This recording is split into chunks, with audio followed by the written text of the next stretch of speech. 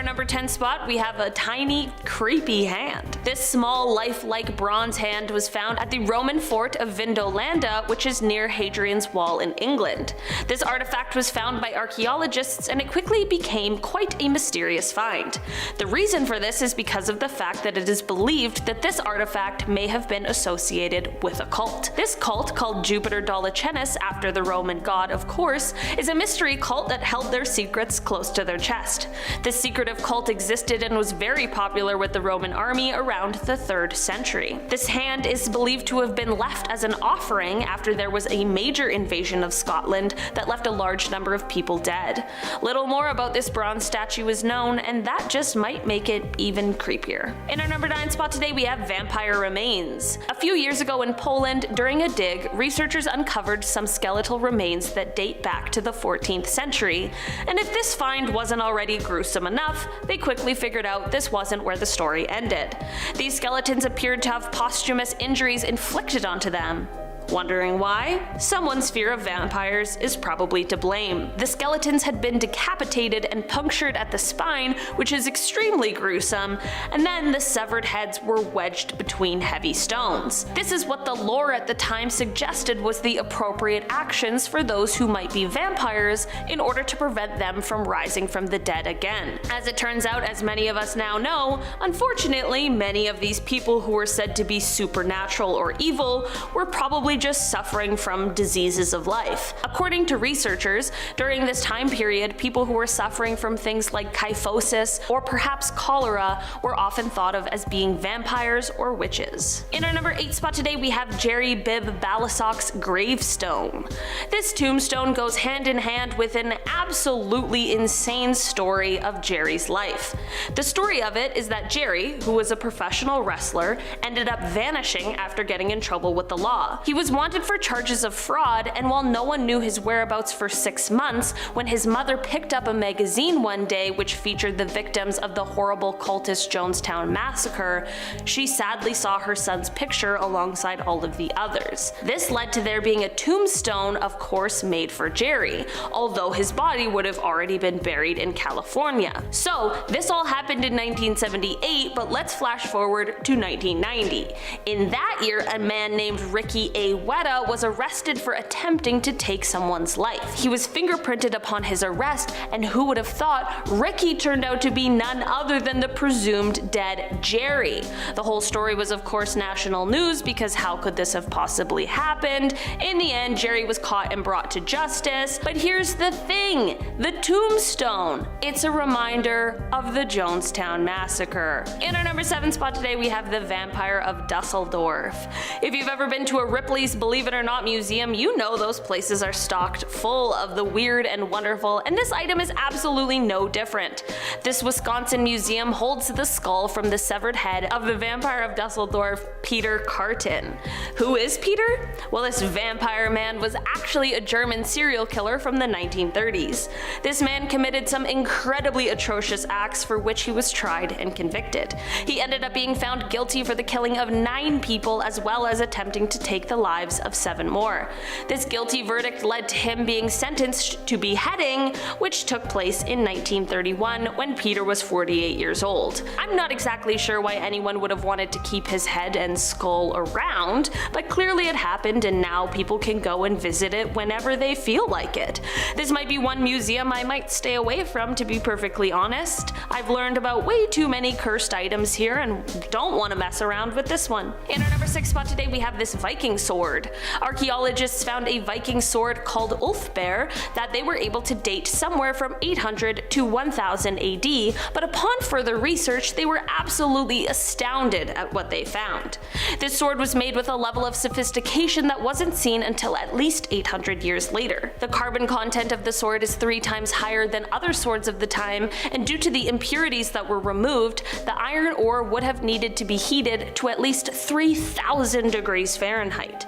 This sword was so hard to believe to researchers that a blacksmith named Richard Furrer made a sword similar to this one and used technology that would have been available at the time of its making. He said that the process was the most complicated thing he had ever made, and he even ended up using methods that weren't known to be used at the time. This is all super cool and stuff, but it has me wondering what this sword was used for and what dark parts of history it holds. In our number 5 spot today, we have shackled skeletons. On an archaeological dig in 2016, researchers uncovered a scary sight. Buried in the grounds in Athens, Greece, were at least 80 skeletons, all arranged in neat rows, all with iron shackles on their wrists. Stella Chrysolaki, who is the head of the excavation site, said, quote, "They're all tied at the hands with handcuffs, and most of them are very, very young and in a very good state of health when they were executed." This definitely adds a little bit of horror to this already gruesome scene. Apparently, the method of burial suggests that whoever these skeletons belonged to weren't just the average run-of-the-mill lawbreakers, and they may have been in trouble for some more serious crimes. It is believed that these skeletons might be the supporters of a man named Cylon. In 632 BC, Cylon, who was a former athlete, led an attempted coup in Athens. Of course, since I just called it attempted, it didn't work out, but apparently he then fled the city unharmed. Since he couldn't be punished for his crimes, that only leaves these souls who were just finally uncovered a few years ago. I know these are people who once lived and not artifacts, but I had to put them on this list today because this discovery and story are just something we have to be talking about. In our number 4 spot today, we have the Skirrid Inn Beam. The Skirrid Inn in Wales, upon first glance, just looks like a great place to enjoy some classic pub fare, maybe some fish and chips and a nice ale, but the history it holds tells a very different story because this used to be a place for public hangings. Seems like a weird spot for a pub now, doesn't it? The upper part of the inn used to be the courthouse where people were tried and convicted, and then if the case was made, they were executed on site. It is estimated that around 180 hangings took place right in that spot. They even made the weird decision to keep the original hanging beam up, and the grooves of where the rope wore into the wood can still be seen even to this day. Also, the inn has chosen to keep the original cells where the prisoners were kept just to add the maximum amount of creepiness to the entire place. It's probably haunted as well. This beam serves as a reminder of a different time, I guess, but if we're being totally honest, have things really changed all that much? In our number 3 spot today, we have these sacrificial offerings. In 2018, researchers sent some remote-operated robots beneath the ground in Peru at Chavín de Huántar. These robots stumbled on more than anyone ever imagined when they found a network of 35 interlocked underground tunnels dating back 3,000 years.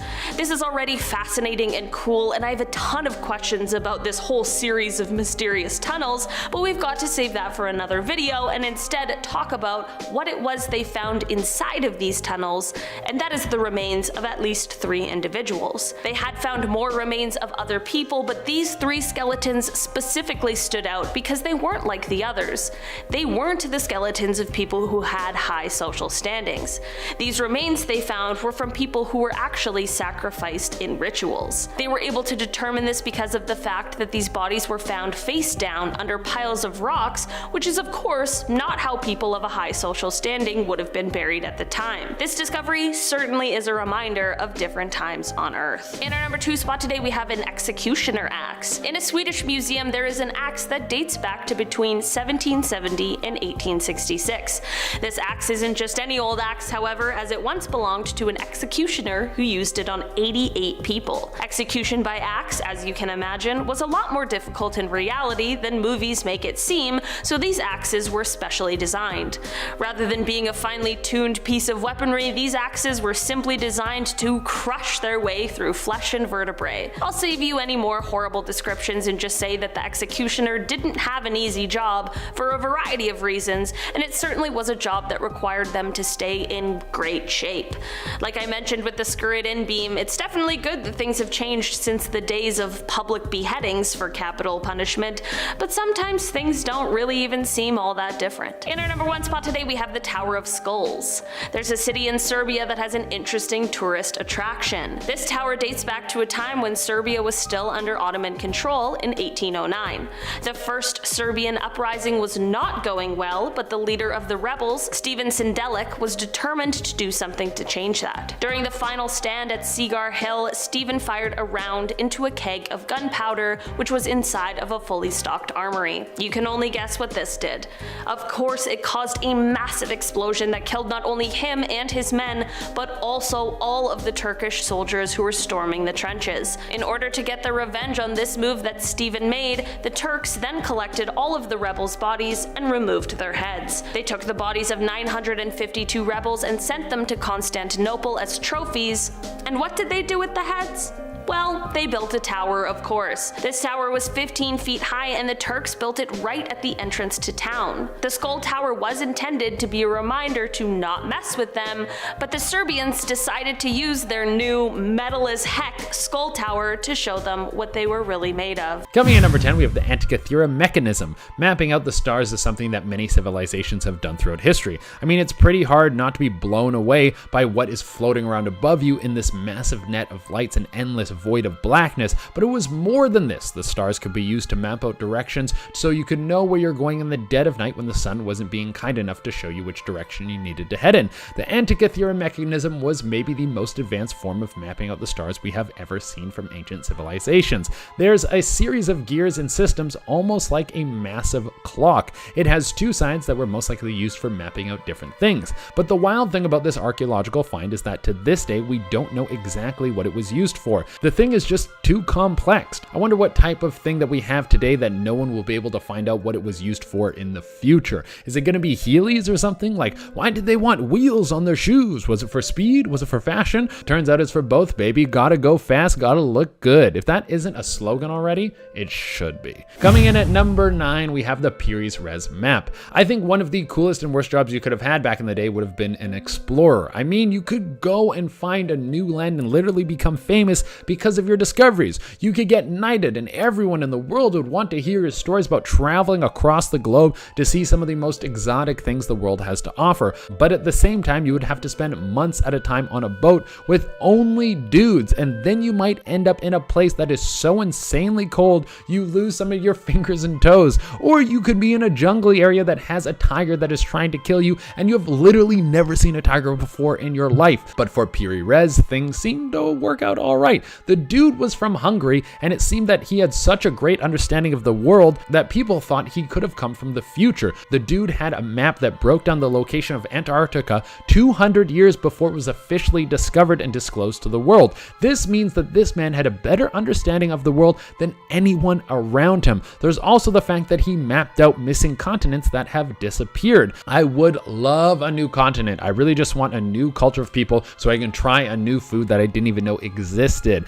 It's the main reason I want aliens to be real, so they can come here and give me food. Coming in at number 8, we have the Hindu bell. Answer this question. How did an old brass bell that looks like it has some carvings in it that look like a Hindu god end up in a mine in West Virginia, encased in a lump of coal that was 300 million years old? Huh? How? You tell me how. I don't know how. Was it because the future people came back to leave a bell for some other people? Did some people cross the Atlantic way before we think? Or was the whole thing a hoax? Well, I don't know, dude. Let me know in the comments what you think. Coming at number 7, we have the Dendera lights. There might have been light bulbs that were discovered in ancient Egypt. Yeah, everyone likes to jump on the bandwagon of Thomas Edison when we talk about the person who brought light to homes. But he really was just a con man who had an eye for a good patent and killed a prisoner in one of the most brutal executions ever because his ego was too big to let Nikola Tesla have the better version of technology. But when we start to flow back through time, we find that the Egyptians used to worship something called the Dendera lights.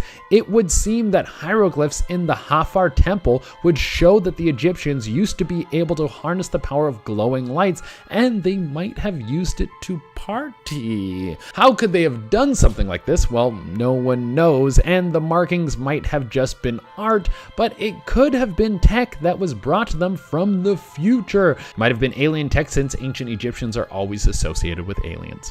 Coming in at number 6, we have the underwater pyramid. There has been so much footage of strange things flying around in the air that it shocks me that we haven't been introduced to even one alien yet. Honestly, I hope that it happens in my lifetime because this pandemic has just been such a drag. We need something to spice things up. But maybe we haven't been able to run into any space dudes because they have all been underwater. There are some people who think that all the aliens who come to visit come to a secret underwater base, and that's why we don't see them. And this pyramid that was found in Yonaguni, Japan might be hints to this. Now, at first glance, the people who came to look at it said that it's just a normal rock formation, nothing special about it. But then some people said that they found a massive knife down there. And then some other people said that knife was a fake and had nothing to do with a massive underwater pyramid. Then some people stated that there was art carved into the side of this pyramid, which hasn't been disproven yet. Okay, but it still could be. There are theories floating around that this could be connected to Atlantis, or that it could be a hotspot for alien visitors who brought some tech from the future to make a home base just outside of Japan. Coming in at number 5, we have the Nazca Lines. Oh, don't think that we're off the idea of aliens coming to Earth just yet. I mean, we're doing a list of artifacts from the future. There's going to be a lot of alien talk on this one. The Nazca Lines might be one of the oldest and strangest discoveries in the area. They went unnoticed for thousands of years until the 1930s. This is mainly because you can only see them from the sky. They are massive lines that are seen running through the ground. They are made in a pretty primitive way by just moving the Earth, which is traditionally red, to showcase the white Earth underneath. Now, that doesn't seem like it came from the future at all. Well, this is where the future thing comes in. These lines were made over 2,000 years ago, and the question is, why did they make them? Some people think that this could have been a way to communicate with aliens or beings from the future. Other people think that this could have just been rituals to send a message to a god in order to have a good year of crops. Mind you, those gods might have been aliens from the future. Next, we have the Lunar Tact disc. How did the Vikings become one of the most dominant warriors of their time? Was it weaponry? Was it the lack of empathy? Was it the way they would dress? Well, it might have been all of those things combined with the Lunar Tact disc. This thing was basically the most advanced compass of its day. The thing could tell the Vikings how to cross vast oceans, which was a key part in how they were able to be such a dominant force. They would be able to venture away far away from their homes and then pull up on some people and just start hacking and slashing. They could cut everyone's head off and really go to town on the whole area. They would take some prisoners, they would burn things to the ground. You didn't want to be on the receiving end of a Viking axe. But the way they were able to make these long ocean voyages without the fear of getting lost was through the Lunar Tact disc. This thing was the most advanced compass of its day, and it could even work at night. This thing was able to somehow cast light onto the compass that would be similar to using a sundial during the day. Apparently, it used magic crystals. These crystals might have come from the future. We have no idea really how they worked because we've never found one. Next on the list, we have the Baghdad battery. When was the first battery ever made? When did we figure out how to lock down the power of electricity and put it into a little area so that it could be used for Xbox controllers? Do those things still take batteries, or do they have rechargeable batteries now? For how long have we been seeing people control the power of lightning in a Duracell? Well, it turns out that we might have been able to do this for longer than you think. The Baghdad battery was discovered back in 1938, and trust me, it was turning some heads. It had a copper rod inside of it, and what some people are saying is electroplating. If this is true, that means that people back then were able to harness some juice into a clay pot. If this is possible, that means I could set up some clay pots in my home and charge my phone like that. I could get off the grid with a little bit of clay and copper. I like the sound of that. All right, next on the list, guys, we have the London Hammer. Okay, this is for sure the craziest one. Mind you, I know nothing about geology, so this might be normal, but the internet seems to think that this is a big deal, and who am I to deny them? The London Hammer seems to be a regular relic, some old hammer that a blacksmith probably used to make some tools and weapons. I mean, there is really nothing cool about that, and it definitely didn't come from the future, but then you find out that the hammer was found found in some limestone that is 400 million years old. What does that mean? I don't really know. Does limestone that old just hang around and anything can get stuck in it? Or is it something that can only happen if the hammer got launched into it at the time? I have no clue, man, but some people seem to think that something spectacular happened here because people are constantly talking about how this is completely unexplained. Coming in at number 9, we have Stonehenge. Located in Wiltshire, England, the Stonehenge is one of UK's most famous landmarks. It consists of a bunch of standing stones in a ring, with some stones placed on top of each other. It's said to have taken 1,500 years to build this. It was built around 5,000 to 4,000 years ago. Some stones are 30 feet tall and weigh 25 tons. The smallest stones weigh about 4 tons. So how the heck did these people manage to build this big structure? That is something we still don't have the answers to. It's not like they had the machinery back then to help them. So how did they move these hefty rocks and then get them on top of each other? Did they possess superhuman strength or what? Not only that, but we don't know why they were built. Some believe that it was part of a burial ground. Others think that it was part of ritual activities, but we still don't know for sure. And unless a builder comes back from the dead to tell us, I doubt we'll ever figure out what the purpose behind Stonehenge is. Coming in at number 8, we have the Dropa Stones. I honestly love how many times I get to talk about potential alien stuff on this channel. In 1938, 716 12,000-year-old circular discs were discovered in a cave between the border of China and Tibet. About 1 foot in diameter, the discs allegedly told the story of an alien ship crash landing and that the ship contained the Dropa people. Near the site, Dr. Chipu Tai also found tiny skeleton bodies with larger than normal heads, like they were kind of like oval in shape, though no photos or documentation to prove that that part exists. The discs were stored in Beijing University for 2 decades before they were released to be studied, and one researcher was the one to decipher the extraterrestrial tale in just 4 years. However, after the stones were taken down after the exhibition, they haven't been seen since. Many say they are still at the university, while others speculate whether they existed at all. Some, however, were sent to Russia to be studied, where part of their studies included placing the discs on a turntable. The discs appeared to hum, but any further details on what they found still remain a mystery. In our 7th spot, we have the Petrodox. This next artifact is quite strange and might have been made by aliens. Let me explain. So back in 1998, a man named John J. Williams discovered something quite strange. He was out hiking in North America when he saw this thing sticking out of the ground. It looked as if it was an electrical connector. When he unearthed it, he discovered that this device was embedded into a rock. The rock has 3 metallic prongs just sticking out of it, and it wasn't glued or welded into the rock, leading researchers to believe that it existed while the rock was forming. But here's the thing. Research shows that the rock is 100,000 years old. Back then, we didn't have electrical components like that, so what the heck? Now, Williams won't let anyone break into the object to further analyze it, but X-rays done on the stone show that it has a weird, opaque internal structure. He's convinced that this thing is from an advanced ancient civilization, or from an extraterrestrial race, aka aliens. Like, I'm not gonna lie, but it's pretty weird, so just saying. Coming in at number 4, we have a 250,000-year-old aluminum wedge. Aluminum, a material found in every kitchen for barbecue or just like cooking in general. It's one of the most commonplace materials found on Earth, making up approximately 8.2% of the Earth's crust. However, we as humans only figured out how to extract it in the 1800s, taking even longer to figure out how to make it cost effective to do so. So when researchers found a 5-pound crafted aluminum object in Romania, buried next to 10,000-year-old mastodon bones, they had some questions. The object has clearly been crafted by someone for some purpose and is a combination of several materials, aluminum making up 89% of that. The aluminum wedge has been theorized to have been everything from a tool to a landing foot of perhaps an extraterrestrial ship. This object also feeds into the theory that there was a far advanced human civilization that existed long before us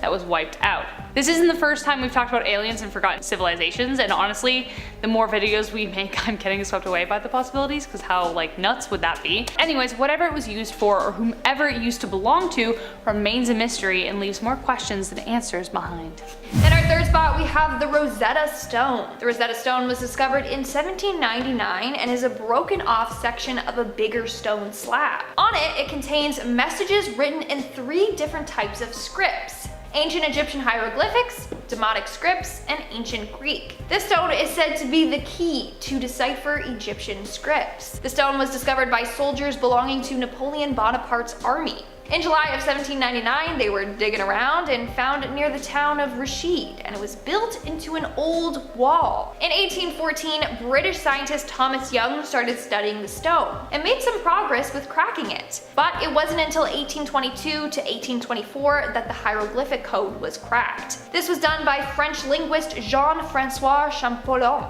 It's hypothesized that the slab was created in Egypt in 196 BC, but we still don't know who created it, and honestly, why. Some say it holds the key to be able to communicate with aliens, and that it actually came from space. At this point, who knows? Maybe we just seem like we love aliens. And in our number 1 spot, we have the Shroud of Turin, otherwise known as the Holy Shroud. This is a piece of linen that is said to have been wrapped around Jesus during his burial. What's fascinating is how this piece of linen cloth appears to have a facial outline of Jesus' face. Of course, over the years, there have been disputes to whether or not this is authentic. But in the 1970s, it was discovered that the markings on the cloth were consistent with a crucified body, and that the blood stains on it were from real human blood.